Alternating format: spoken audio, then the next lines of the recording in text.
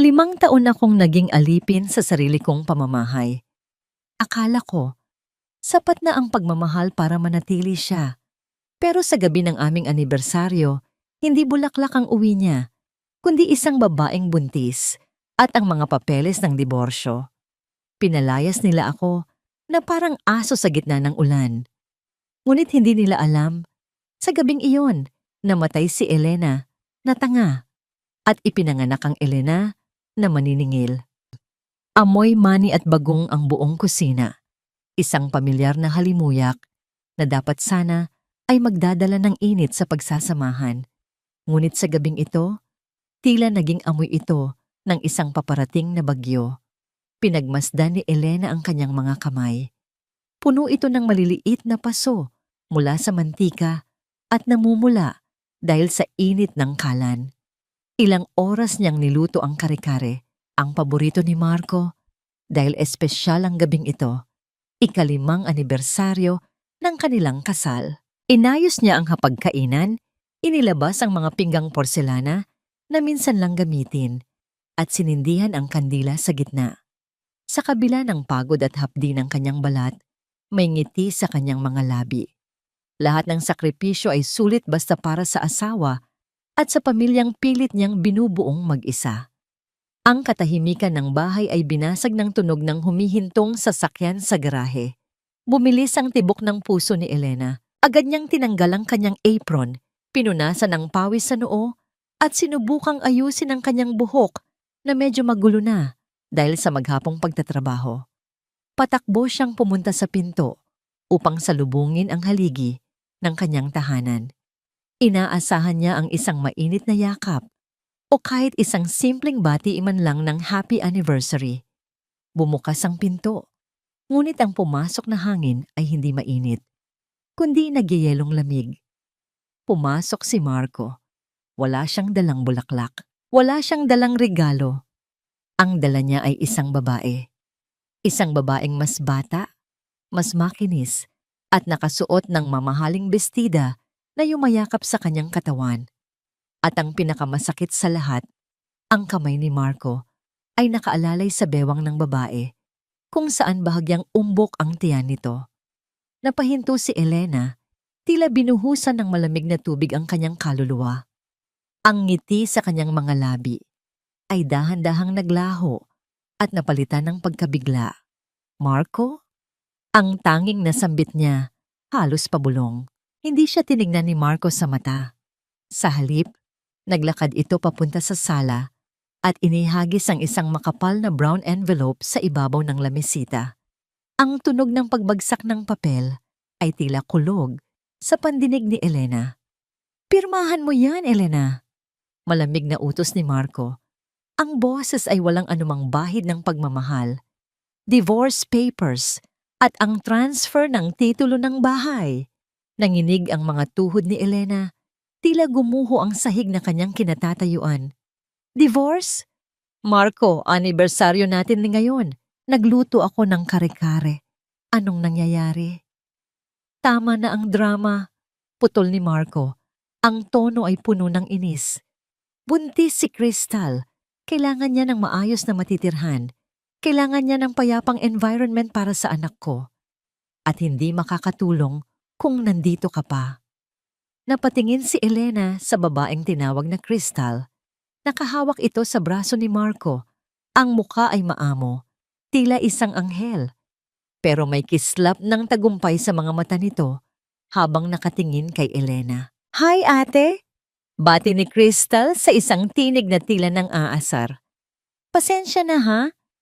Kailangan kasi ni baby ng space eh." Bago pa makasagot si Elena, bumukas ang pinto ng kwarto sa ibaba.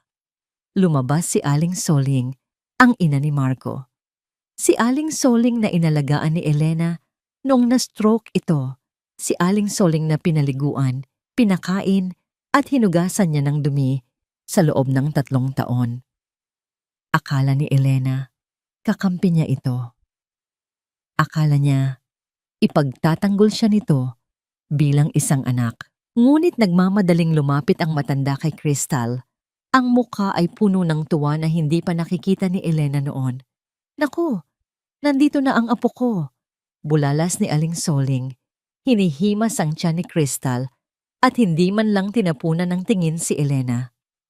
Maupo ka, hiha. Bawal kang mapagod. Marco, kumuha ka ng unan para sa mag-ina mo.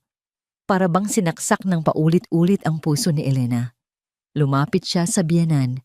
Ang mga luha ay nagsisimula ng pumatak.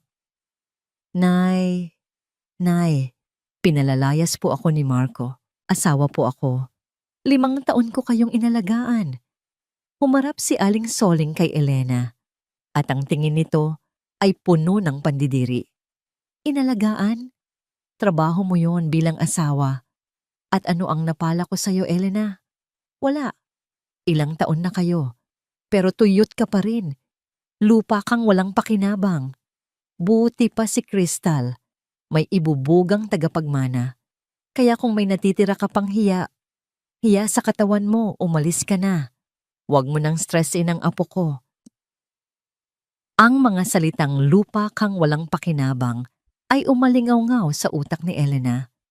Ang alaala ng kanyang nakunang sanggol na nawala dahil sa pagbubuhat niya kay Aling Soling noong ito ay baldado pa, ay bumalik at dumurog sa kanya. Ang sakripisyo niya, ang dugo niya, ang pagod niya, lahat ay walang halaga. Umalis ka na habang mabait pa ako, sabi ni Marco habang binubuksan ang pinto. Sa labas, nagsisimula ng bumuhos ang malakas na ulan, kasabay ng paghulog na tila nakikiayon sa galit ng langit. Wala akong pupuntahan. Marco, gabi na. Umulan. Pagmamakaawa ni Elena, ang dignidad niya ay unti-unting nauubos. Problema mo na yon, sagot ni Marco sabay hablot sa braso ni Elena. Kinaladkad niya ito palabas ng pinto na parang isang basurang kailangang itapon bago dumating ang mga bisita. Wait, Marco! Pahabol ni Crystal. Inabot nito ang isang payong. Hindi para kay Elena, kundi para kay Marco, upang hindi ito mabasa habang tinatapon ng asawa sa labas. Itinulak ni Marco si Elena hanggang sa gate. Napaluhod si Elena sa semento. Ang tubig ulan ay agad na bumasa sa kanyang damit at humalo sa kanyang mga luha. Ang mga tuhod niya ay gasgas, pero mas masakit ang pagkawasak ng kanyang pagkatao. Huwag ka nang babalik dito, huling sabi ni Marco bago isara ng padabog ang gate. Narinig ni Elena ang tunog ng susi na umiikot sa kandado. Click! Click! Ang tunog ng kanyang kinabukasan na isinasara sa kanya. Nakatayo siya doon sa gitna ng dilim at ulan. Sa bintana ng bahay na dati ay kanya, nakita niya ang anino ng 3 tao, ang kanyang asawa, ang kabit, at ang kanyang biyenan, na masayang nagkakainan sa lamesang inihanda niya. Ang kare-kare na niluto niya ng may pagmamahal ay sila ang kumakain. Ang pamilyang binuo niya ay buo na, pero wala siya doon. Napahawak si Elena sa kanyang dibdib. Masikip. Sobrang sikip na parang hindi siya makahinga. Ang bawat patak ng ulan ay parang karayom na tumutusok sa kanyang balat. Paano naging ganito? Paano naging basura ang ginto? Mula sa kaibuturan ng kanyang naninikip na lalamunan, isang tanong ang pilit kumakawala, ngunit walang boses na lumabas. Saan ako nagkulang? O sadyang, hindi lang ako sapat para mahalin? At sa gabing iyon, sa ilalim ng malupit na ulan, naiwan si Elena na walang pera, walang bahay, at walang kakampi. Tanging ang lamig at ang puot na nagsisimulang sumibol sa kanyang puso ang kasama niya. Bumukas muli ang bakal na gate, ngunit hindi upang papasukin si Elena. Mula sa loob, lumipad ang isang lumang maleta na bumagsak sa maputik na semento ng bangketa. Kasunod nito ang ilang piraso ng kanyang mga damit na hindi naipisok sa loob, mga pambahay na kupas at punit na, mga damit na saksi sa kanyang pagiging alila sa bahay na yon. Ang kanyang mga gamit ay nagkalat sa kalsada, basang-basa at puno ng putik, tila ba sumasalamin sa kung ano ang tingin ng kanyang asawa sa kanya. Basura. Hindi na ininda ni Elena ang lamig ng ulan na tumatagos sa kanyang buto. Ang mas masakit ay ang mga matang nakamasid. Dahil sa ingay ng sigawan, nagsimula nang lumabas ang mga kapitbahay. May mga ilaw na bumukas sa mga katabing bahay. Nakita ni Elena si Aling Maring at ang iba pang mga marites ng subdivision na nakasilip sa kanilang mga bintana o nakatayo sa ilalim ng kanilang mga payong.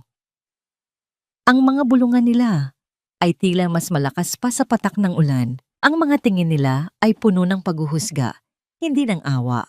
Sa kultura kung saan ang hiwalayan ay isang eskandalo, si Elena ang naging sentro ng kahihiyan. Ang babaeng iniwan, ang babaeng ipinagpalit. Pinilit ni Elena na pulutin ang kanyang mga gamit. Nanginginig ang kanyang mga kamay habang dinadampot ang isang basang t-shirt. Ang dignidad niya ay parang putik na pilit niyang pinupunasan pero lalo lang kumakalat. Lumapit siya muli sa gate bago ito tuluyang isara ni Marco. Kinapalan na niya ang kanyang mukha. Wala na siyang pakialam kung marinig ng mga kapitbahay. Kailangan niya ng tulong. Marco, tawag niya.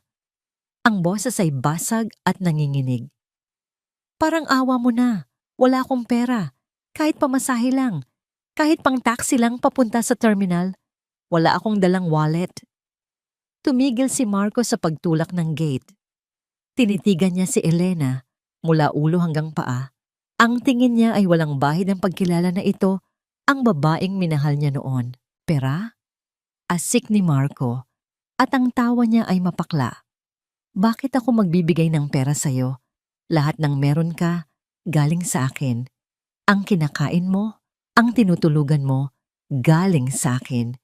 Ngayong wala ka na sa poder ko, matuto kang tumayo sa sarili mong paa. Tutal, sabi mo noon independent ka bago mo talikuran ng pamilya mo. 'Di ba? Marco, asawa mo pa rin ako sa papel. Pagmamakaawa ni Elena, halos lumuhod na siya sa putikan.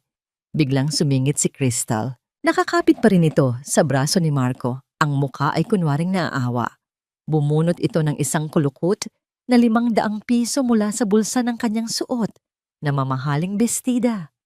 Hon, sige na, malambing na sabi ni Crystal, pero ang nangiti sa kanyang mga mata ay nanunuya. Bigyan mo na. Kawawa naman si Ate Elena. Baka kung ano pa ang isipin ng mga kapitbahay. Inihagis ni Crystal ang pera. Hindi sa kamay ni Elena, kundi sa paanan nito. Ang papel na pera ay lumapag sa isang maliit na putikang tubig. Ayan, sabi ni Crystal. Pang-taxi mo. Keep the change, ate. Tulong ko na yan sa'yo. Para bang sinampal si Elena ng paulit-ulit. Ang pera ay nakahiga sa putik. Naghihintay na damputin niya. Ang pride niya ay sumisigaw na huwag itong kunin. Pero ang kalam ng kanyang sikmura at ang realidad ng buhay ay sumisigaw ng iba. Kung hindi niya ito kukunin, maglalakad siya hanggang mamatay siya sa lamig. Dahan-dahan, sa harap ng kanyang asawa, sa harap ng kabit, at sa harap ng mga nakatitig na kapitbahay, yumuko si Elena. Dinampot niya ang maruming pera. Ang bawat hibla ng kanyang pagkatao ay namamatay sa sandaling iyon. Good girl, nakangising sabi ni Marco. Bago niya isara ang gate, nagbitiw siya ng huling salita na nagpatigil sa paghinga ni Elena. Huwag kang mag-inarte na parang biktima ka, Elena. Bayad na tayo.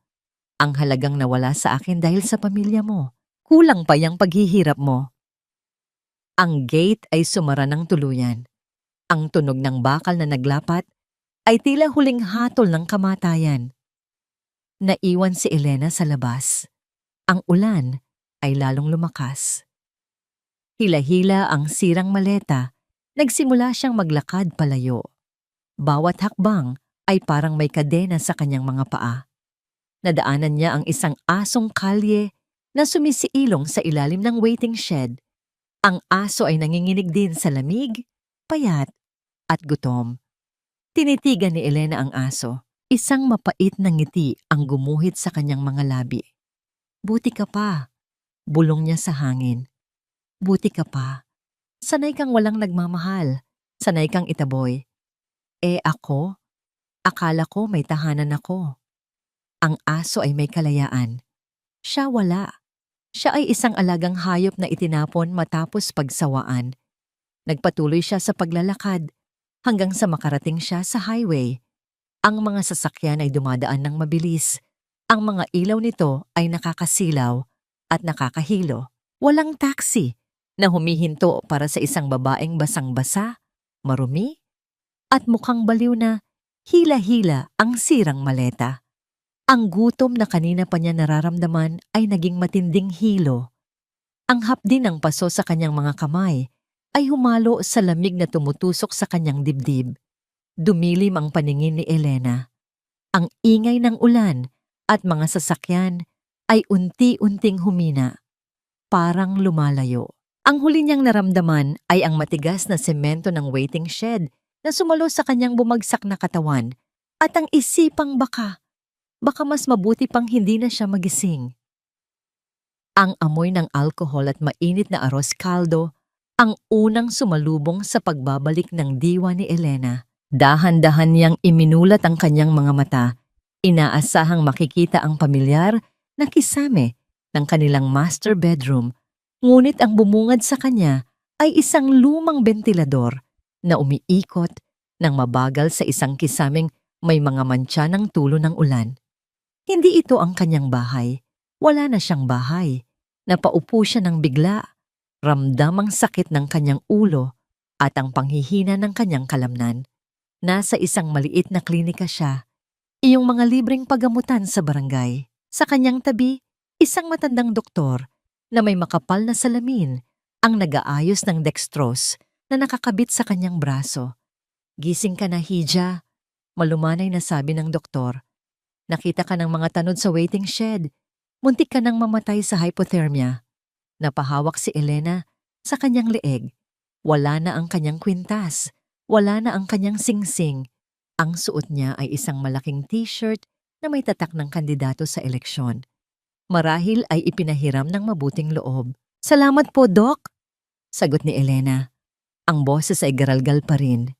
Tumango ang doktor at inabot ang isang lumang wallet na gawa sa balat. Ito ang wallet na nakuha sa kanyang bulsa. Ito lang ang nakuha sa'yo. Tiningnan ko ang ID mo para malaman kung sino ang tatawagan. Elena Montenegro. Apelyido yan ng sikat na pamilya ng mga abogado dito sa Maynila. Kaano-ano mo sila? Nanigas si Elena. Ang apelyidong yon ang tinalikuran niya 5 taon na ang nakalilipas para pakasalan si Marco. Ang apelyidong yon ang simbolo ng pride na hindi niya kayang lunukin ngayon. Wala po. Pagsisinungaling ni Elena, umiwas ng tingin. Kapangalan lang po. Nang makalabas siya ng klinika matapos ang ilang oras, hinarap ni Elena ang kanyang bagong realidad. Pumunta siya sa pinakamalapit na ATM machine. Ang puso ay kumakabog sa kaba. May itinabi siyang kaunting ipon sa isang account na hindi alam ni Marco. Pera para sana sa emergency. Ipinasok niya ang card, pinindot ang PIN, hinintay ang balanse. Ang screen ay umilaw, ngunit ang liwanag nito ay nagdala lamang ng dilim sa kanyang mundo. Balanse. 0.00 piso. Napaupo siya sa sahig ng ATM booth. Paano? Paano nalaman ni Marco? Naalala niya bigla ang online banking app na minsan ay hiniram ni Marco para magbayad ng bills. Ang tiwala niya ang naging patalim sa kanyang leeg. Simot. Walang itinira, kahit pambili ng tubig. Naglakad si Elena na parang tulala. Napadpad siya sa isang maingay at mausok na eskinita. Amoy prito, amoy kanal, at amoy pawis ng mga taong nagsisiksikan. Ito ang mundo kung saan siya ipinatapon. Tumigil siya sa tapat ng isang karinderya na puno ng langaw at tao. Isang matabang ale ang nagsisigaw ng order habang naglalagay ng kanin sa plato. Manang, tawag ni Elena. Kailangan niyo po ba ng katulong? Kahit tagahugas lang po, wala po akong matutulugan. Pagkain at tulugan lang po, sapat na. Tinitigan siya ng alay mula ulo hanggang paa. Mukha siyang basang sisiw, pero ang kinis ng kanyang balat ay hindi maikakaila. Marunong ka ba? Mataray na tanong ng ale. Mukha kang anak mayaman na naligaw ng landas. Baka mabasag mo lang ang mga plato ko. Marunong po ako. Mabilis na sagot ni Elena. Lahat po gagawin ko. Please po.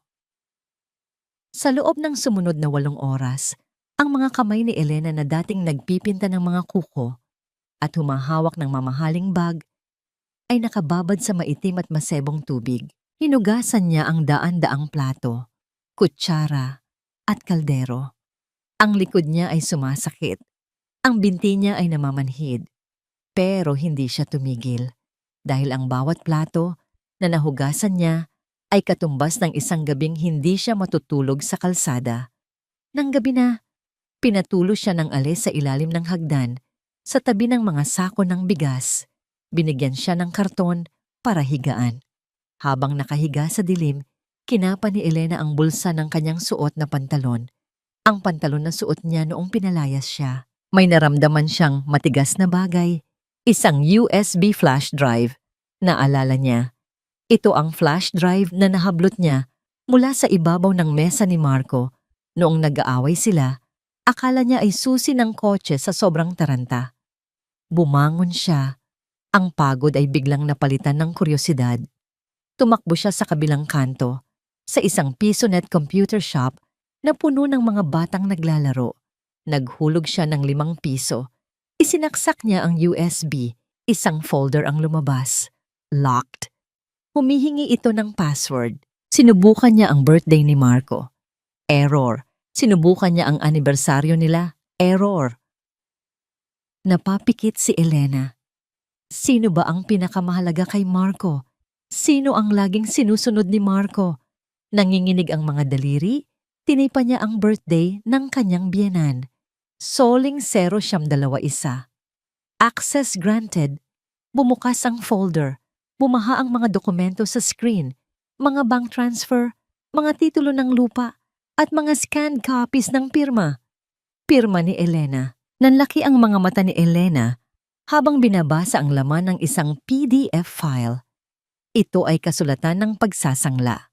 Ang ancestral house ng mga magulang niya sa probinsya, ang tanging pamana na natira sa kanya matapos siyang itakwil, ay isinanla ni Marco sa isang loan shark gamit ang pinekeng pirma ni Elena.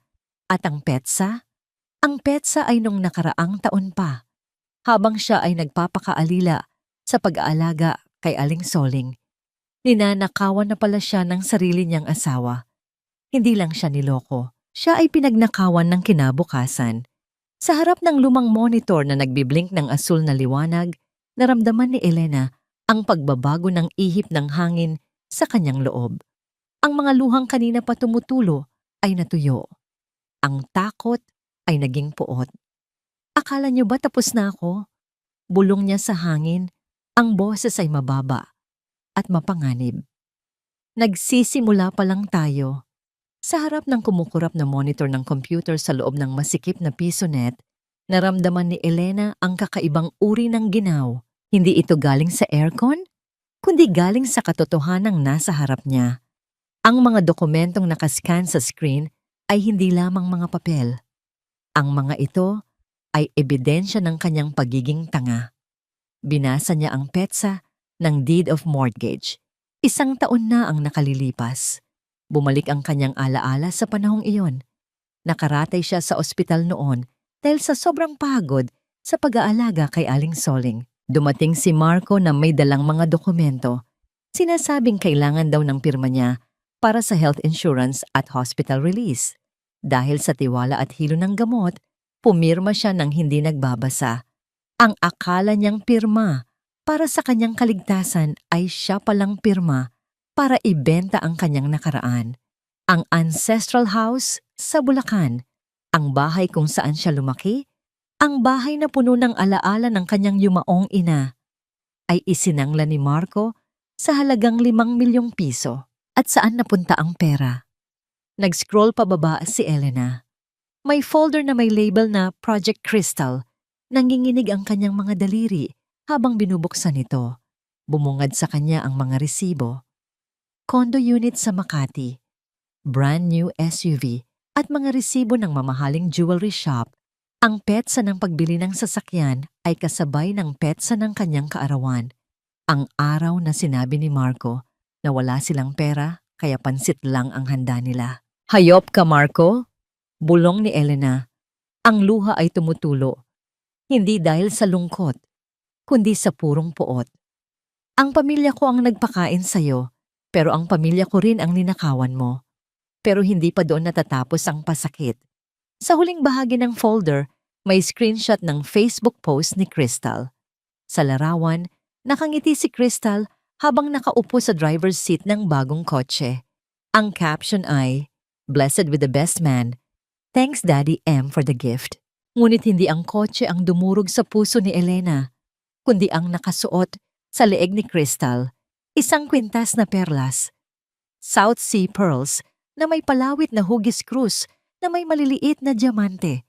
Napahawak si Elena sa kanyang leeg. Iyon ang kwintas ng kanyang ina. Ang kwintas na sinabi ni Marco na nawala daw noong nagkaroon ng renovation sa bahay. Ang kwintas na iniyakan ni Elena ng ilang buwan dahil pakiramdam niya ay nawala ang huling koneksyon niya sa kanyang ina. Iyon pala ay ninakaw ni Marco at ibinigay sa kanyang kabit. Suot ng babaeng sumira sa kanyang buhay ang alaala ng kanyang ina. Ang sagradong bagay na yon ay dumampi sa balat ng isang ahas. Isang matinding init ang umakyat sa ulo ni Elena. Ang kanyang paghinga ay bumilis. Ang dating Elena na maamo, ang Elena na laging nagpaparaya, ang Elena na takot sa gulo, ay unti-unting namamatay sa harap ng monitor na yon. Tumayo siya, kinuha ang USB at mahigpit na hinawakan ito sa kanyang palad. Ang sakit ng bakal na tumutusok sa kanyang balat ay nagpaalala sa kanya na gising siya, na totoo ito at kailangan niyang lumaban. Naglakad siya palabas ng computer shop at pumasok sa maruming palikuran ng karinderya. Humarap siya sa basag na salamin. Ang nakita niya ay isang babaeng losyang. Mahaba at buhaghag ang buhok, maitim ang ilalim ng mata, at mukhang matanda sa kanyang edad. Ito ang Elena na nilikha ni Marco. Ang alilang Elena. Sa gilid ng lababo, nakita niya ang isang lumang gunting na ginagamit panggupit ng sachet ng shampoo. Kalawangin ito at mapurol pero sapat na. Kinuha ni Elena ang gunting. Tinitigan niya ang kanyang mahabang buhok. Ang buhok na gustong-gusto ni Marco na mahaba dahil mukha daw siyang disente. Tapos na akong maging disente, bulong niya. Sa isang marahas na galaw, inipit niya ang isang kumpol ng kanyang buhok at ginupit ito. Ang tunog ng pagputol ng buhok ay tila tunog ng pagputol ng kadena. Isa pa at isa pa. Ang mahahabang hibla ng kanyang nakaraan ay bumagsak sa maruming sahig ng banyo. Hindi pantay ang gupit. Hanggang balikat na lang ito ngayon, magulo at matapang tignan. Nang tumingin siya ulit sa salamin, hindi na siya mukhang biktima. Mukha na siyang babaeng wala nang mawawala. Hinugasan niya ang kanyang mukha ng malamig na tubig. Ang mata niya ay nagbago. Wala na ang takot. Ang natitira na lang ay isang misyon. Lumabas siya ng eskinita, bitbit ang USB at ang natitirang barya sa kanyang bulsa. Alam niya kung saan siya pupunta. Alam niya na ang susunod niyang gagawin ay ang pinakamahirap na desisyon sa kanyang buhay. Ang lunukin ng kanyang pride at harapin ang taong tinalikuran niya para sa maling pag-ibig. Sumakay siya ng jeep, tapos ay naglakad ng mahaba papasok sa isang eksklusibong subdivision na matagal na niyang hindi napuntahan. Ang bawat hakbang ay mabigat. Ang bawat tingin sa mga pamilyar na kalsada ay nagbabalik ng alaala ng kanyang pagrebelyo noon. Nakarating siya sa tapat ng isang malaking gate na gawa sa itim na bakal at ginto. Ang Mansyon de Montenegro, ang bahay na punong-puno ng kapangyarihan at yaman. Dati, tumakas siya dito dala ang pag-asa ng pag-ibig. Ngayon, bumalik siya dito, dala ang mga sugat ng pagkakanulo. Pinindot niya ang doorbell. Matagal bago may sumagot. Bumukas ang maliit na siwang ng gate. Ang matandang katiwala na si Manong Berto ang sumilip. Nanlaki ang mga mata nito nang makita siya. Senyorita Elena? Gulat na tanong ng matanda. Kayo po ba yan? Diyos ko, ano pong nangyari sa inyo? Si Papa Manong? Nandyan ba siya? Tanong ni Elena. Ang boses ay matatag, ngunit may halong kaba. Hindi sumagot si Manong Berto. Sa halip, dahan-dahan niyang binuksan ang malaking gate. Ang ingay ng bakal ay bumasag sa katahimikan ng gabi. Pumasok si Elena. Ang hardin ay gaya pa rin ng dati, malago at maayos. Ngunit nang tumingin siya sa veranda, natigilan siya. Inaasahan niyang makita ang kanyang ama, si Don Rogelio Montenegro, ang kinatatakutang abogado ng Maynila na nakatayo ng tuwid, may hawak na tungkod, at sasalubungin siya ng galit at sermon. Ngunit ang nasa veranda ay isang matandang lalaki na nakaupo sa wheelchair. Payat na ito, puti na ang lahat ng buhok, at may nakakabit na oxygen tank sa gilid. Naramdaman ni Elena ang pagguho ng kanyang mundo sa ikalawang pagkakataon. Ang higanting ama na akala niya ay laging nandyan para sumbatan o saluhin siya, ay tila paubos na rin ang oras. Nagkatitigan sila. Ang mga mata ni Don Rogelio, sa kabila ng sakit, ay matalim pa rin. Tinitigan niya ang kanyang anak na gulo-gulo ang buhok, marumi ang damit, at punong-puno ng galit at sakit. Walang nagsalita. Ang tanging naririnig ay ang huni ng mga kuliglig at ang mabigat na paghinga ng 2 taong pinaglayo ng pride at pinagtagpo muli ng tadhana. Bumigat ang hangin sa pagitan ng mag-ama. 5 taon ang lumipas, ngunit pakiramdam ni Elena ay 1 siglo ang nawala sa kanila. Ang kanyang ama, si Don Rogelio Montenegro, ang kinatatakutang agila ng korte na dating nakatayo ng tuwid at may boses na nagpapayanig sa mga hukom, ngayon ay nakaupo sa isang wheelchair, payat at may nakakabit na nasal cannula sa ilong. Gusto niyang tumakbo pabalik sa gate. Hiyang-hiya siya. Siya na umalis ng taas noo, nakasuot ng designer dress at puno ng pagmamalaki na kaya niyang mabuhay nang wala ang ama, ay bumalik ngayon na parang basahan. Ang buhok niyang gupit-gupit, ang damit niyang puno ng putik, at ang amoy ng kalsada na nakakapit sa kanya ay sampal sa dangal ng pamilyang Montenegro. Ngunit nang makita niya ang panginginig ng kamay ng kanyang ama, habang hawak ang armrest ng upuan, gumuho ang huling pader ng kanyang pride. Dahan-dahang lumapit si Elena. Ang bawat hakbang ay mabigat. Nang makarating siya sa paanan ng hagdan ng beranda, hindi na kinaya ng kanyang mga tuhod. Napaluhod siya sa malamig na marmol. Ang putik mula sa kanyang pantalon ay dumikit sa malinis na sahig. Yumuko siya hanggang sa dumampi ang kanyang noo sa semento sa paanan ng kanyang ama. Papa! Ang boses niya ay basag, halos hindi marinig dahil sa pag-iyak. Patawad po, patawad. Hindi sumagot si Don Rogelio. Narinig lamang ni Elena ang ugong ng oxygen tank at ang tunog ng gulong ng wheelchair na lumalapit sa kanya. Inaasahan niya ang sermon. Inaasahan niya ang, sabi ko na sa'yo eh. Inaasahan niya ang galit. Ngunit ang naramdaman niya ay isang mainit at nanginginig na palad na dumapo sa kanyang ulo. Hinaplos nito ang kanyang buhok, ang buhok na magulo, at hindi pantay ang pagkakagupit. Anong ginawa nila sa prinsesa ko? Mahinang tanong ng matanda. Ang boses nito ay garalgal, puno ng sakit na pilit itinatago. Nag-angat ng tingin si Elena. Nakita niya ang mga luha sa mata ng kanyang ama na dumadaloy sa kulubot nitong pisngi. Ito ang unang beses na nakita niyang umiyak ang kanyang ama. Papa, wala na po akong lahat. Humahagulgol na sumbong ni Elena na parang batang paslit muli. Kinuha nila ang bahay, kinuha nila ang pera, pati ang kwintas ni Mama. Suot ng kabit niya. Papa, wala na akong mukhang maihaharap sa inyo. Umiling si Don Rogelio. Pinahid niya ang luha sa pisngi ni Elena gamit ang kanyang thumb. Ang gasgas sa pisngi ni Elena ay nagpaigting sa panga ng matanda. Mayaman tayo, Elena, pero hindi pera ang nawala sa'yo. Ang nawala sa'yo ay ang sarili mo, sabi ng ama. Ang boses ay nagsisimula na ng tumigas. Bumabalik ang dating tapang.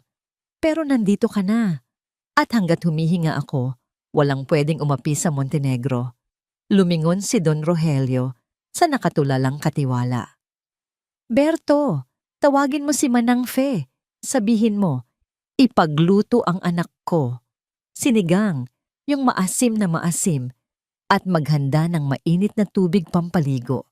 Ngayon na, ilang sandali pa, nasa loob na sila ng malaking dining hall. Nakaupo si Elena sa kanyang dating pwesto. Nakaligo na siya at nakasuot ng malinis na robe, pero ang mga sugat sa kanyang puso ay sariwa pa rin. Inihain ni Manang Fe ang mainit na sinigang na hipon. Ang usok nito ay nagdala ng pamilyar na amoy ng tahanan. Ang init ng sabaw ay tila niyakap ang nanlalamig na kalamnan ni Elena. Sa unang higop na papikit siya. Ito ang lasa ng pagmamahal na ipinagkait sa kanya ng 5 taon. Sa bahay ni Marco, siya ang tagaluto, siya ang tagasilbi. Dito, siya ay anak. Habang kumakain siya ng mabilis dahil sa gutom, pinagmamasdan siya ng kanyang ama. May inilabas si Don Rogelio na isang makapal na black folder at inilapag sa mesa. Hindi ako naging bulag, Elena, panimula ng ama.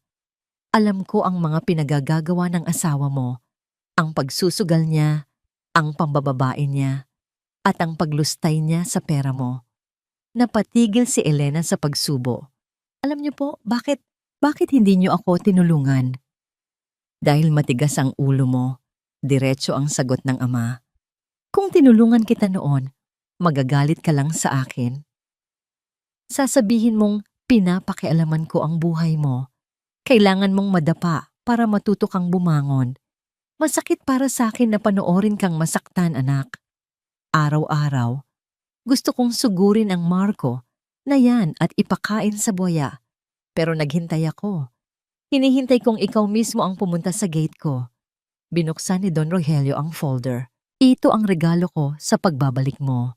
Hindi pera kundi bala. Tiningnan ni Elena ang laman. Ito ay background check kay Crystal. Crystal May Season, basa ni Elena. Dating GRO sa Pasay. May 3 kaso ng estafa at natigilan si Elena. May asawa na siya sa probinsya? Hindi lang yan. Dagdag ng ama, isang munting ng ngiti ang sumilay sa labi. Yung lupa na tinatayuan ng opisina ni Marco? Sa kumpanya ko nakapangalan ng titulo. Hinayaan ko lang siyang gamitin ito ng libre para sa'yo, pero ngayong wala ka na doon, pwede ko nang bawiin anumang oras. Naramdaman ni Elena ang pagdaloy ng dugo sa kanyang mga ugat. Hindi na siya nag-iisa, may kakampi na siya. At ang kakampi niya ay ang pinakamatalinong tao na kilala niya. Papa, sabi ni Elena, ang boses ay puno ng determinasyon. Gusto kong bawiin ang lahat, hindi lang ang lupa. Gusto kong bawiin ang dignidad ko. Gusto kong maramdaman nila ang hirap na dinanas ko. Tumango si Don Rogelio. Kung gayon, itigil mo na ang pag-iyak. Kumain ka. Magpalakas ka. Dahil bukas, hindi na si Elena na martir ang gigising. Bukas, ang gigising ay si Attorney Elena Montenegro. Tinuro ng ama ang pader kung saan nakasabit ang alikabok na bar diploma ni Elena. Matagal ka nang natutulog, attorney. Oras na para magtrabaho. Tinitigan ni Elena ang diploma. 5 taon niyang kinalimutan na isa siyang abogado. 5 taon niyang pinalitan ng batas ng mga recipe ng ulam at labahan. Dahan-dahan, isang ngiti ang sumilay sa kanyang mga labi. Hindi itong ngiti ng saya. Ito ay ngiti ng isang sundalong handa nang sumugod sa digmaan.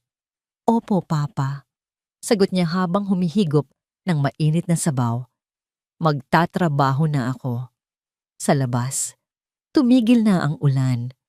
Ang buwan ay sumilip sa mga ulap, nagbibigay ng liwanag sa madilim na gabi, tila nagbabadya ng isang bagong umaga na puno ng pagtutuo sa pamumuhay. Lumipas ang mga buwan na tila usok. Ang tag-ulan ay napalitan ng hanging amihan, ngunit sa loob ng mansyon ng mga Montenegro, ang apoy ay hindi namamatay. Gabi-gabi, ang ilaw sa silid-aklatan ay nananatiling bukas hanggang madaling araw. Kung noon, ang hawak ni Elena ay sandok at kawali. Ngayon ay mga makakapal na libro ng batas at constitutional law. Ang amoy ng bleach at fabric conditioner na dati ay nakakapit sa kanyang balat ay napalitan ng amoy ng lumang papel at mainit na kape. Hindi naging madali ang kanyang pagbabalik. Ang kanyang utak na pinurol ng 5 taong panunood ng mga walang kwentang teleserye at pakikinig sa tsismis ni Aling Suling ay kailangang hasain muli. Sa unang linggo, sumakit ang kanyang ulo. Nagsuka siya sa sobrang pressure. Gusto niyang sumuko kapag nakikita niya ang dami ng kailangang basahin. "Pagod ka na?" tanong ni Don Rogelio habang nakamasid sa kanyang wheelchair. "Pwede namang bumalik ka na lang sa paglalaba kay Marco." Anging mga salitang yon ay parang latigo. Sa bawat insulto ng ama, mas lalong nag-iinit ang dugo ni Elena. Hindi siya nag-aaral para sa diploma. Nag-aaral siya para sa buhay niya. Nag-aaral siya para sa araw na dudurugin niya ang mga taong umapak sa kanya. Kasabay ng pagtalas ng kanyang isipan ay ang pagbabago ng kanyang anyo.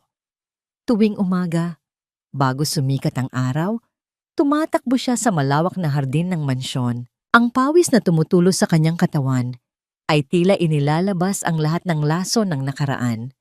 Ang taba na nakuha niya sa kakain ng leftovers ng pamilya ni Marco ay unti-unting nawala. Ang kanyang katawan ay naging fit at matikas. Nagpagupit siya sa isang sikat na stylist. Ang buhok na ginupit niya ng padaskol sa banyo ay inayos. Ngayon, isa na itong slick bob cut, maiksi, matapang at nagpapakita ng kanyang mahabang leeg at matatalim na jawline. Dinala siya ng kanyang ama sa pinakamahusay na dermatologist. Ang balat niyang naging magaspang at oily dahil sa stress ay bumalik sa pagiging makinis at porselana, tulad ng isang tunay na heredera. Ngunit ang pinakamalaking pagbabago ay nasa kanyang mga mata. Wala na ang maamong Elena na laging nakayuko. Ang pumalit ay isang babaeng marunong tumitig ng diretso, isang babaeng hindi na kailanman magpapaumanhin sa kanyang pag-iral. Isang hapon, habang nakasakay sa isang itim na sedan na may tinted windows, dumaan si Elena sa eskinita kung saan siya dating natulog. Huminto ang sasakyan sa tapat ng karinderya. Nakita niya ang matabang Ali na nagpapawis pa rin sa pagluluto. Bumaba ang driver ni Elena at iniabot sa Ali ang isang makapal na sobre. "Para saan to?" gulat na tanong ng Ali. "Tulong po yan galing kay Ma'am Elena," sagot ng driver. Ang sabi niya, "Salamat sa mainit na lugaw at sa karton." Di mula sa loob ng kotse, pinanood ni Elena ang pagluha ng Ali. Hindi niya kinalimutan ang lasa ng gutom.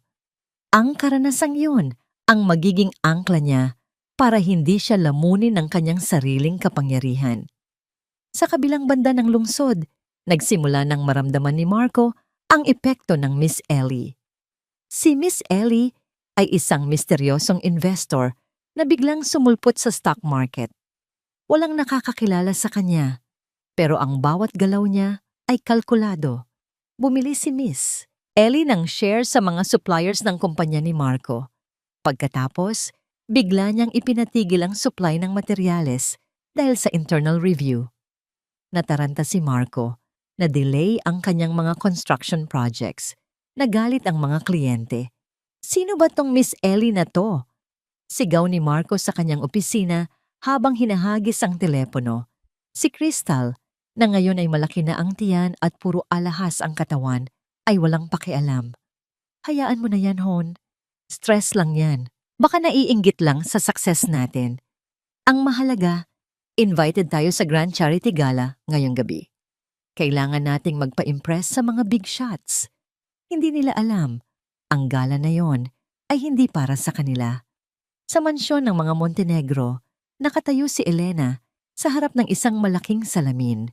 Suot niya ang isang crimson red gown na gawa ng isang sikat na designer. Ang tela ay parang likidong apoy na yumayakap sa kanyang kurba. Wala itong masyadong palamuti dahil ang tunay na hiyas ay siya mismo. Sa kanyang leeg, suot niya ang isang kwintas. Hindi ang kwintas ng ina niya na nasa kay Crystal, kundi isang mas malaki at mas makinang na diamond necklace na regalo ng kanyang ama. Handa na ang sasakyan, senyorita, sabi ni Manong Berto, na ngayon ay nakangiti na nang may paghanga. Naglagay si Elena ng red lipstick. Ang kulay ng dugo, ang kulay ng digmaan. Tinitigan niya ang kanyang sarili sa huling pagkakataon. Paalam, Elena na tanga, bulong niya sa salamin. Humarap siya sa pinto kung saan naghihintay ang kanyang ama. Suot ni Don Rogelio ang kanyang barong Tagalog. Nakaupo sa wheelchair pero mukhang hari pa rin. Anak, sabi ng ama, puno ng pagmamalaki. Ipakita mo sa kanila kung sino ang kinakalaban nila. Ngumiti si Elena. Isang ngingiti na hindi umabot sa mata, pero puno ng pangako ng sakit para sa mga kaaway. Hindi lang pakikilala ang gagawin ko, Papa. Sagot niya habang sinusuot ang kanyang stilettos. Maniningil ako. Ang tunog ng kanyang takong sa marmol na sahig ay parang countdown ng isang bombang sasabog. Click, click, click. Ang entablado ay handa na. Ang mga lobo ay naghihintay. At ang phoenix ay parang lumilipad na papunta sa apoy. Ang hangin sa loob ng Manila Hotel Grand Ballroom ay amoy ng mamahaling pabango at salapi. Ang tunog ng mga kristal na kopita na nagkikiskisan at ang mahinang tugtog ng orkestra ay lumikha ng isang mundong tila malayo sa realidad ng karamihan. Ito ang mundo kung saan gustong-gustong mapabilang ni Marco. Pumasok si Marco, nataas ang noo. Suot ang isang tuxedo na binili pa niya sa Europe gamit ang perang ninakaw niya sa asawa. Nakakapit sa kanyang braso si Crystal na ipinagmamalaki ang kanyang 6 na buwang tiyan na nababalot ng isang sequined gown. Sa leeg ni Crystal, kumikinang ang South Sea Pearl Necklace na ninakaw nila kay Elena. Hon, ang daming elite! Bulong ni Crystal. Ang mga mata ay nanlalaki sa inggit at paghanga. Sigurado ka bang invited tayo? Siyempre naman. Mayabang na sagot ni Marco. Inaayos ang kanyang kurbata. Ako ang CEO ng Marco Build. Tayo ang future ng industriyang ito. At tingnan mo sila. Lahat sila nakatingin sa atin. Totoo. Nakatingin ang mga tao, ngunit hindi dahil sa paghanga. Nakatingin sila dahil sa overacting na paglantod ni Crystal at sa sobrang kinang ng suot nito na hindi bagay sa isang formal na charity gala. Pero sa isip ni Marco, hari at reyna sila ng gabing iyon. Biglang namatay ang mga ilaw sa hall. Ang tanging natira ay ang spotlight na nakatutok sa malaking hagdanan sa gitna ng entablado. Nagsalita ang host sa mikropono. Ang boses ay umaalingaw-ngaw sa buong ballroom. Ladies and gentlemen, please welcome our newest platinum benefactor, ang babaeng nag-donate ng 10 milyong piso para sa gabing ito. Miss Ellie Montenegro. Montenegro, nanigas si Marco. Ang apelyidong yon. Ang apelyidong 5 taon na niyang hindi naririnig dahil pinagbawal niya kay Elena na gamitin ito. Bumukas ang dambuhalang pinto sa itaas ng hagdan. Lumabas ang isang babae, hindi siya naglakad. Siya ay tila lumutang. Suot niya ang isang crimson red gown na gawa sa seda, hapit na hapit sa kanyang katawan, na nagpapakita ng kurba ng isang diyosa. Ang slit ng kanyang gown ay umabot sa hita, nagpapakita ng kurba ng isang diyosa. Ang bawat hakbang niya pababa ay tila pagyanig ng lupa sa ilalim ng mga paa ni Marco. Ang buhok niyang slick bob ay nagbigay diin sa kanyang mahabang leeg na pinalamutian ng mga tunay na brilyante. Isang malaking kaibahan sa perlas na suot ni Crystal na bagaman totoo ay nakaw naman. Nabitiwan ni Marco ang hawak niyang champagne flute. Ang babasaging kristal ay bumagsak sa makinis na sahig at nagkalat ang bubog at alak sa paanan niya, ngunit hindi niya ito ininda. Ang kanyang mga mata ay nakapako sa babaeng pababa ng hagdan. Ang babaeng pinalayas niya na parang basahan ilang buwan na ang nakalilipas ay ngayoy naglalakad na parang reyna ng buong mundo. Elena, bulong niya, ang lalamunan ay biglang nanuyo at garalgal. Napahawak si Crystal sa braso ni Marco ng mahigpit. Halos bumao ng kuko niya sa suit nito. Ang inggit sa kanyang mukha ay agad napalitan ng takot. Sino yan, babe? Bakit kamukha niya si Manang Elena? Imposible yan. Wala siyang pera. Hindi sila nilingon ni Elena. Dire-diretso siyang naglakad papunta sa event host at nakipagbeso. Ang kilos ay puno ng grace at sophistication.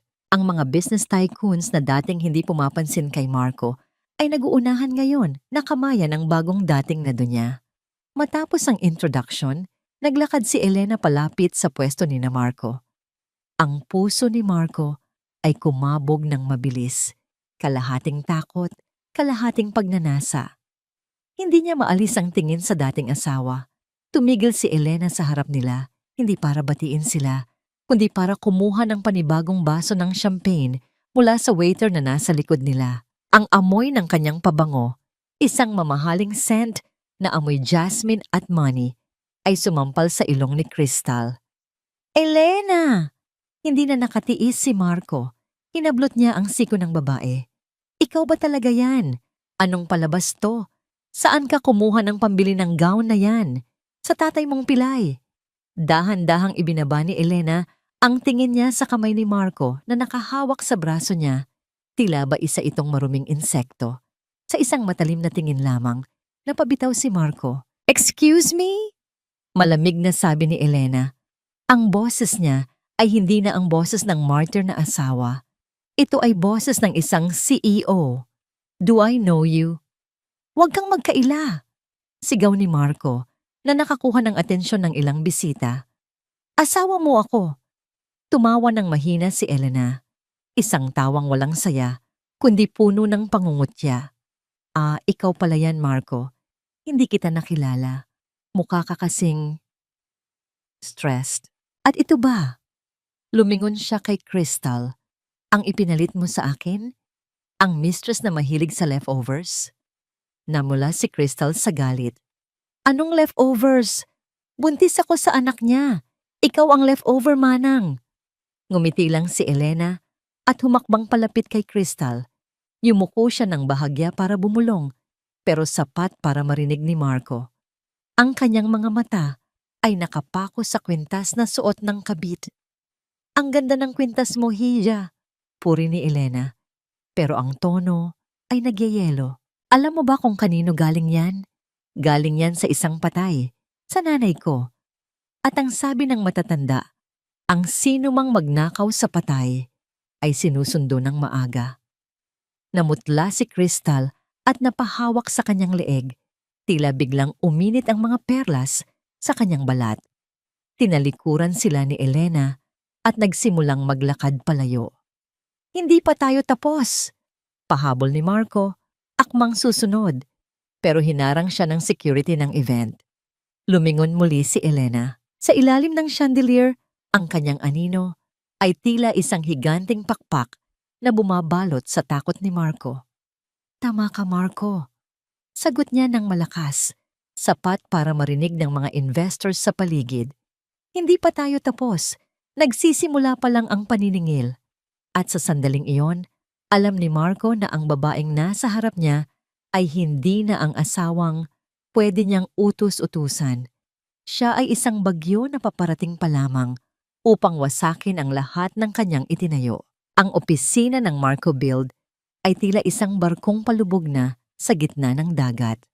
Ang dating maingay at abalang headquarters ay nababalot ngayon ng nakabibinging katahimikan. Ang mga telepono ay hindi tumitigil sa pagring, ngunit walang sumasagot dahil ang mga empleyado ay isa-isang nagsisipag-alisan. Ang mga suppliers ay nagpuputol ng kontrata at ang mga bangko ay nagpapadala na ng demand letters. Sa gitna ng kaguluhan, nakaupo si Marco sa kanyang swivel chair. Hilot-hilot ang kanyang sentido na tila puputok na sa sakit. Ang kanyang pride ay unti-unting nadudurog kasabay ng pagbagsak ng kanyang kumpanya. Biglang bumukas ang pinto nang walang katok. Inaasahan niya ang isa na namang galit na kliyente, ngunit ang pumasok ay ang huling taong inaasahan niyang makikita sa kanyang teritoryo. Si Elena. Hindi na ito ang Elena na nakasuot ng gown nung gabi ng gala. Ngayon, suot niya ay isang power suit na kulay puti. Malinis, matalim, at nagmumukhang anghel ng kamatayan. Ang bawat hakbang ng kanyang stilettos sa carpeted floor ay puno ng awtoridad. Anong ginagawa mo dito? Asik ni Marco, bagaman may halong takot ang kanyang boses. Nandito ka ba para pagtawanan ako? Umupo si Elena sa silyang nasa tapat ng mesa ni Marco nang hindi inaalok. Ipinatong niya ang isang itim na leather folder sa ibabaw ng mesa. Negosyo, Marco. Kalmadong sagot ni Elena. Ang kanyang boses ay walang emosyon, parang nakikipag-usap lang sa isang estranghero. Nabalitaan kong nasa financial crisis ka at bilang isang investor, nakikita ko ang potential ng mga proyekto mo kung may tamang pondo. Napakunot ang noo ni Marco. Tutulungan mo ako? Pagkatapos ng nangyari sa gala, ibang ka ba? Tumawa ng mahina si Elena. Huwag kang feeling, Marco. Hindi ito tungkol sa atin. Tungkol ito sa pera. Alam kong magaling kang architect. Sayang naman kung babagsak ang kumpanya mo dahil lang sa bad management. Gusto kong bilhin ang shares mo para maisalba ang kumpanya. Ikaw pa rin ang CEO, pero ako ang magiging majority owner. Nasilaw si Marco. Ang ego niya ay agad na pinalaki ng papuri ni Elena. Oo nga naman, isip niya. Magaling ako. Sayang ako. Ang pag-aakala niyang kailangan siya ni Elena ay nagpabalik ng kanyang kayabangan. Magkano? Tanong ni Marco. Ang kanyang mga mata ay nagningning sa kasakiman. Sapat para bayaran lahat ng utang mo at bumili ng bagong bahay para sa pamilya mo. Sagot ni Elena. Idiniin ang salitang pamilya nang may halong pang-uuyam. Aabutin na sana ni Marco ang folder nang biglang bumukas nang padabog ang pinto ng opisina. Pumasok si Crystal, hinihingal at gulo-gulo ang buhok.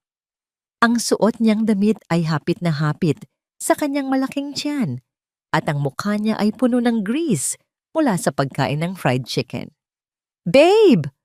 Huwag kang maniwala sa kanya, tili ni Crystal na agad lumapit at hinablot ang braso ni Marco. Niloloko ka lang niyan.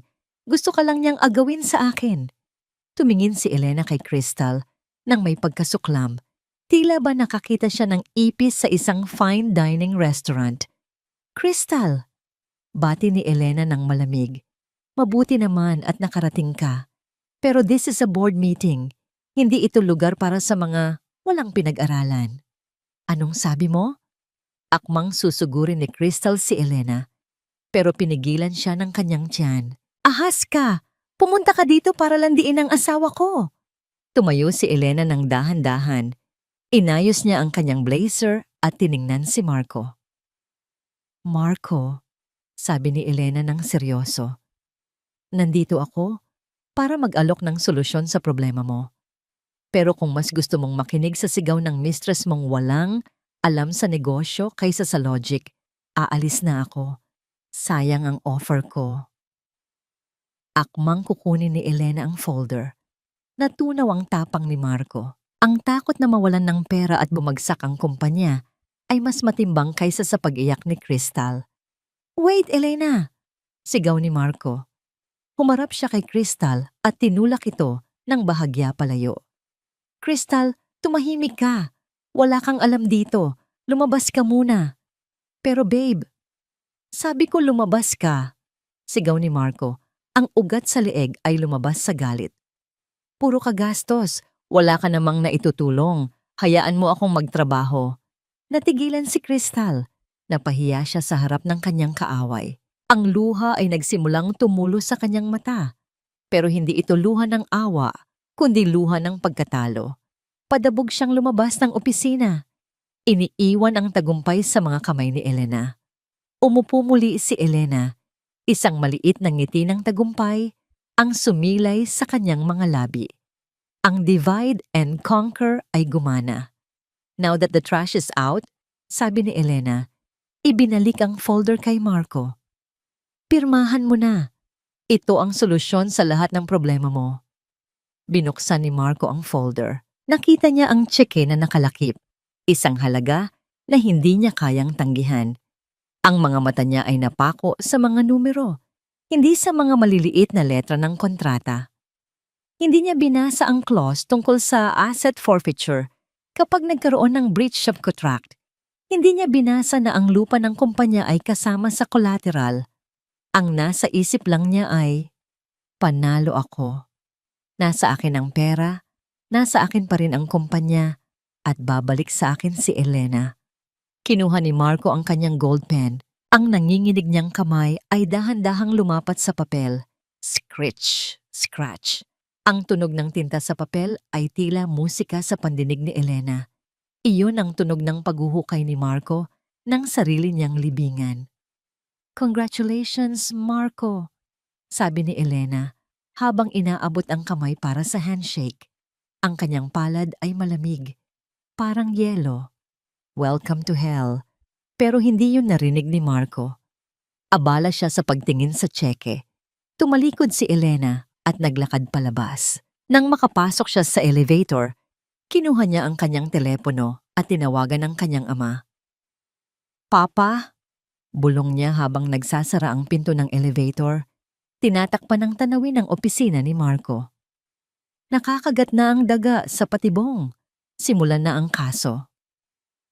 Ang elevator ay bumaba ng mabilis, kasabay ng paparating na pagbagsak ng buhay ni Marco.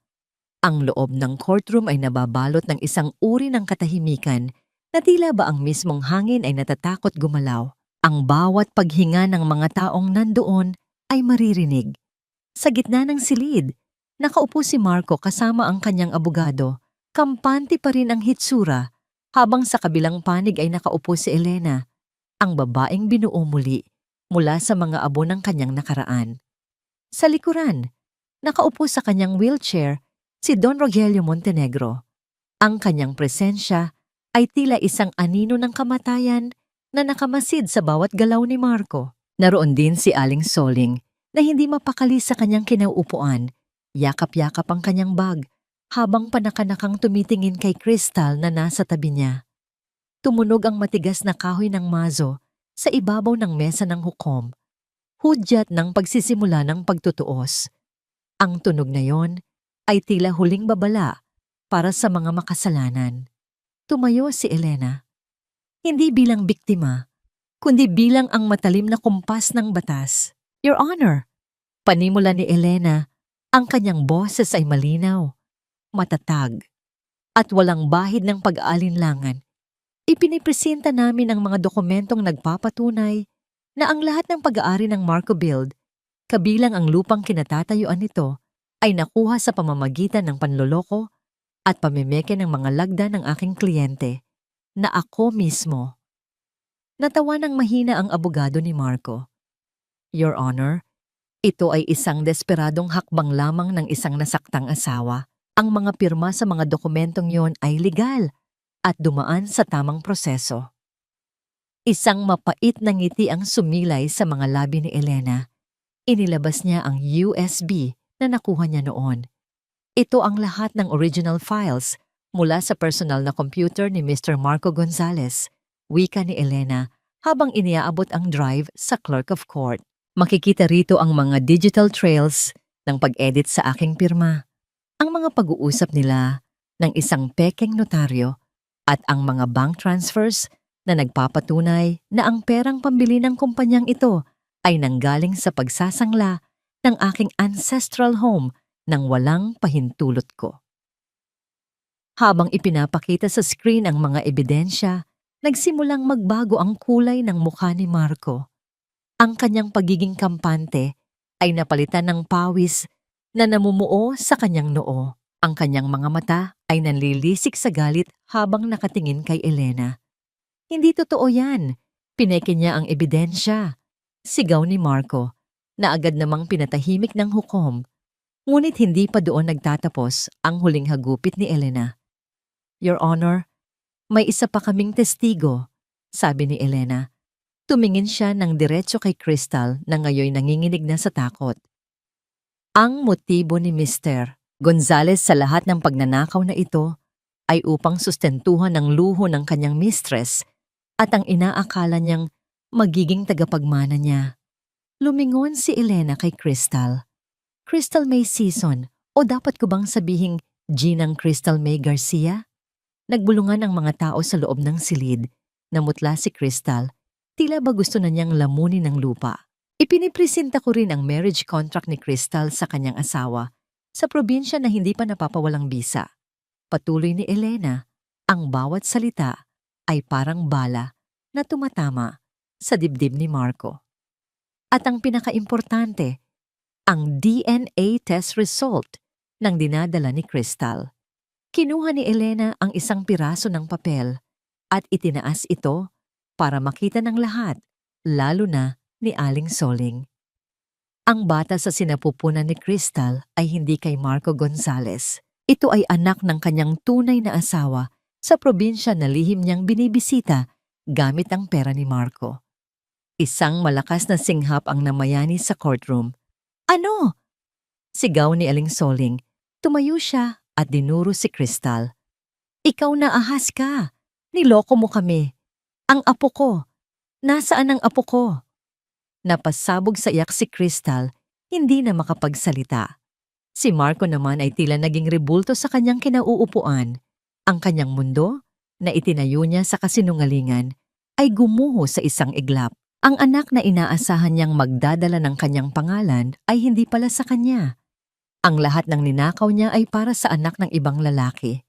Your Honor, pagtatapos ni Elena, tiningnan niya si Marco ng may halong pandidiri at awa. Hinihiling namin ang kagyat na pagsasampa ng kasong plunder, falsification of public documents, at adultery laban sa mga nasasakdal. Ang hukom ay tumingin ng seryoso sa mga ebidensya. Ang bawat pahina ng kasaysayan ng kataksilan ni Marco at Crystal ay nakaladlad sa harap ng hustisya. Dahil sa bigat ng mga ebidensyang iprinisinta, seryosong saad ng hukom, ang korte ay naglalabas ng utos para sa agarang pag-freeze ng lahat ng assets ni Marco Gonzales at ang pagpapakansela ng kanyang passport habang dinidinig ang kaso. Mr. Gonzales, Miss Season, mananatili kayo sa ilalim ng kustudiya ng batas. Sa sandaling iyon, ang mga pulis ay lumapit kay Marco at Crystal. Nang maramdaman ni Marco ang malamig na bakal ng posas sa kanyang mga kamay, tila doon lang siya nagising mula sa kanyang bangungot. Elena, patawarin mo ako. Elena, pag-usapan natin to. Pagsusumamo ni Marco habang hinihila siya ng mga awtoridad. Asawa mo pa rin ako. Mahal kita. Tumigil si Elena sa harap ni Marco. Malapit na malapit. Amoy na amoy ni Marco ang tagumpay sa boses ng babaeng dati niyang minamaliit. Hindi mo ako mahal, Marco. Bulong ni Elena. Ang kanyang boses ay parang haplos ng isang matalim na kutsilyo. Mahal mo lang ang pera ko. At ngayong wala na yon, wala ka na ring halaga. Habang hinihila palabas sina Marco at Crystal, ang mga sigaw ni Aling Soling na nagmumura at nanunumbat kay Crystal ay bumalot sa pasilyo. Ang katarungan ay hindi lamang dumating. Ito ay sumagasa sa lahat ng kanilang kasamaan. Lumapit si Elena sa kanyang ama. Hinawakan ni Don Rogelio ang kamay ng kanyang anak.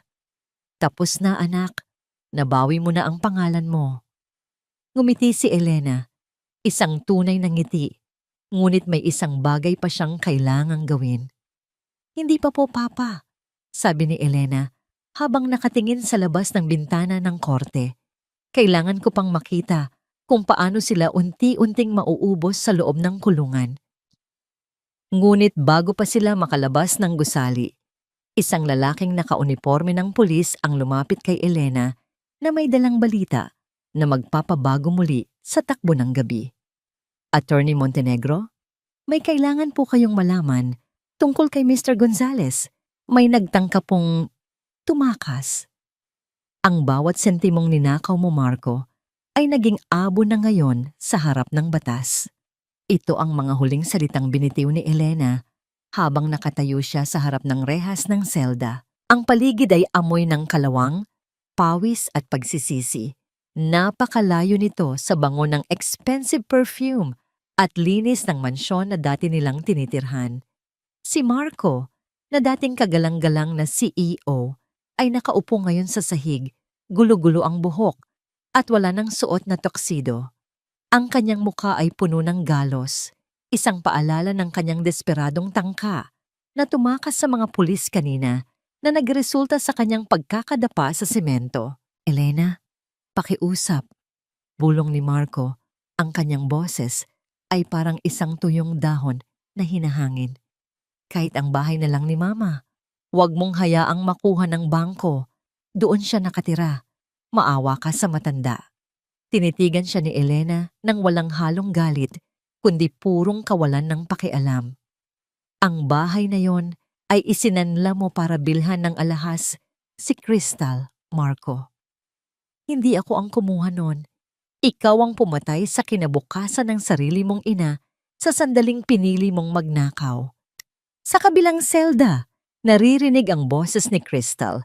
Hindi na ito ang malambing na tinig na ginagamit ni Crystal para akitin ang asawa ng may asawa. Ang kanyang boses ngayon ay naging matinis, puno ng pagmumura, at tila galing sa isang palengkeng nagkakagulo. Kasalanan mo itong lahat, Marco, sigaw ni Crystal habang hinahampas ang rehas ng kanyang selda. Kung hindi ka naging lampa, kung hindi ka naging tanga, hindi tayo magkakaganito. Akala ko ba matalino ka? Akala ko ba kaya mong paikutin ang pamilya Montenegro? Wala ka palang kwenta.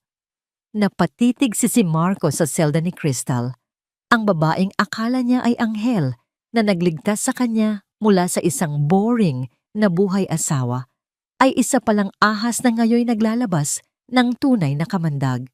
Ang irony ng sitwasyon ay tila isang malakas na sampal sa kanya.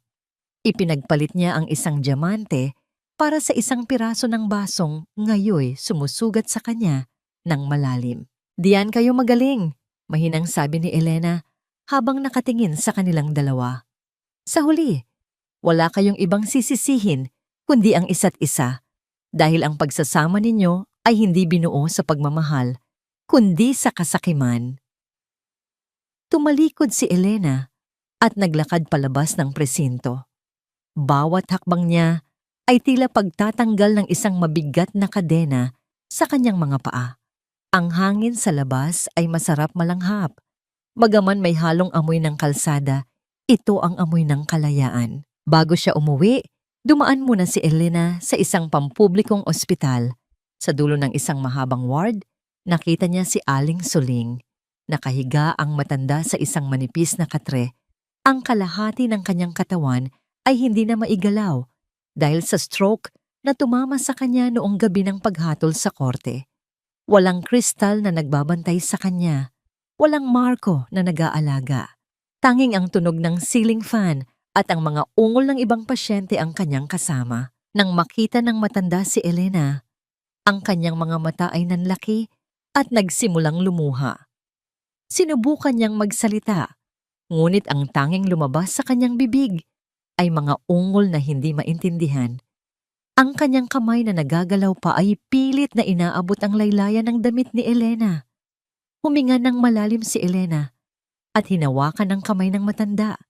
Hindi dahil sa obligasyon, kundi dahil sa huling hibla ng kanyang pagiging tao. Hindi ko kayo mapapatawad ng ganun kabilis, Nay, bulong ni Elena. Ang boses ay puno ng pait at awa. Pero hindi rin ako tulad ninyo.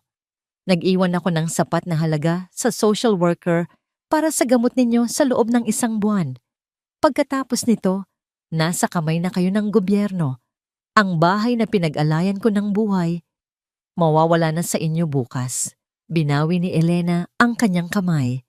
Ang huling tingin niya kay Aling Soling ay hindi puno ng puot, kundi ng kapayapaan. Ang kapayapaan ng isang taong wala ng utang na loob na kailangang bayaran. Habang naglalakad siya palabas ng ospital, Kinuha ni Elena ang kanyang cellphone. Isang tawag ang kanyang sinagot. Yes, Attorney Montenegro speaking. Tugon niya sa kabilang linya. Ang invitation para sa International Human Rights Conference? I'll take it. I'm ready to move on. Tiningnan ni Elena ang langit. Ang dilim ay unti-unti nang napapalitan ng liwanag ng bukang liwayway. Ang bagyo ay lumipas na, at sa wakas, ang lupang dati ay tuyot.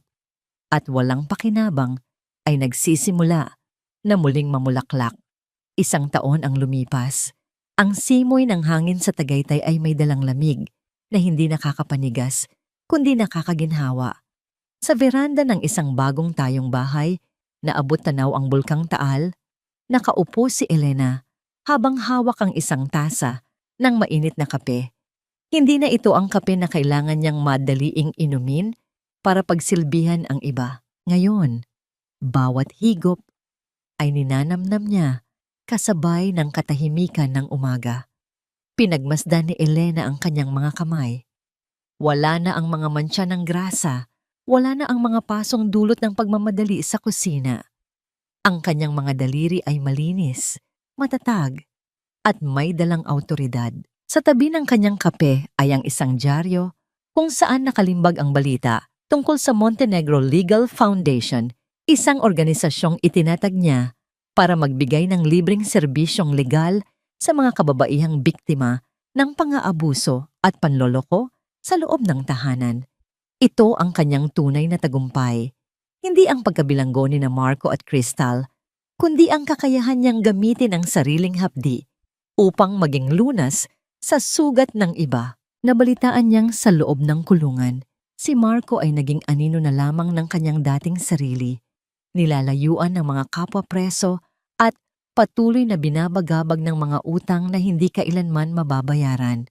Si Crystal naman ay nanganak sa loob ng piitan, ngunit ang sanggol ay kinuha ng kagawaran ng panlipunang kapakanan dahil walang kakayahan ng ina na mag-aruga. Ang karma ay hindi dumating na parang kidlat na mabilis, kundi parang agos ng tubig na dahan-dahang ginigiba ang pundasyon ng isang bahay na itinayo sa buhangin. Attorney? Isang malumanay na boses ang bumasag sa kanyang pagmumuni-muni. Lumingon si Elena at nakita si Gabriel, ang doktor, na tumulong sa kanya noong gabing siya ay basang-basa at walang matuluyan. Si Gabriel ay naging matalik niyang kaibigan at katuwang sa kanyang mga medical missions. May dala itong isang pumpon ng mga sariwang bulaklak, mga puting liryo, para sa anibersaryo ng iyong unang pagkapanalo sa kaso. Nakangiting sabi ni Gabriel. Ang kanyang mga mata ay puno ng paghanga. Isang uri ng tingin na hindi kailanman nagparamdam kay Elena na siya ay kulang o hindi sapat. Salamat, Gabriel, sagot ni Elena. Ang kanyang ngiti ay abot hanggang sa mga mata. Tumayo si Elena at lumakad patungo sa gilid ng beranda. Tumingin siya sa langit na unti-unti nang nagkakaroon ng kulay rosas baginto. Napatawad na ba niya si Marco? Sa kanyang loob, alam niyang ang pagpapatawad ay hindi nangangahulugan ng pagbabalik ng tiwala. Pinatawad niya ang nakaraan dahil ayaw na niyang bitbitin ang bigat ng galit. Pinatawad niya ang sarili niya dahil sa wakas, naintindihan niyang hindi kasalanan ang magmahal ng tapat. Ang pagkakamali ay ang pananatili sa isang taong hindi marunong magpahalaga. Nahanap na ba niya ang kapayapaan? Oo. Ang kapayapaan ay hindi ang kawalan ng gulo, kundi ang pagkakaroon ng lakas sa gitna ng bagyo. Hindi na siya natatakot sa dilim dahil alam na niya kung paano maging sariling liwanag. Ano ang aral na iniwan ng kanyang kwento? Na ang halaga ng isang babae ay hindi nasusukat sa singsing sa kanyang daliri, sa apelyido ng kanyang asawa, o sa kakayahan niyang magtiis ng sakit. Ang tunay na yaman ay ang dangal na hindi kayang manakaw at ang pag-ibig na nagsisimula muna sa sarili bago ibigay sa iba. Handa ka na? Tanong ni Gabriel. Iniaalok ang kanyang kamay para alalayan siya. Handa na, sagot ni Elena. Iniwan ni Elena ang kanyang tasa ng kape. Iniwan ang mga anino ng mansyong naging kulungan at humakbang patungo sa bagong yugto ng kanyang buhay. Ang tunog ng kanyang mga takong sa sahig ay may dalang katiyakan, isang awit ng tagumpay na aaling-awngaw habang buhay. Ang araw ay tuluyan ng sumikat at sa wakas, si Elena ay malaya na.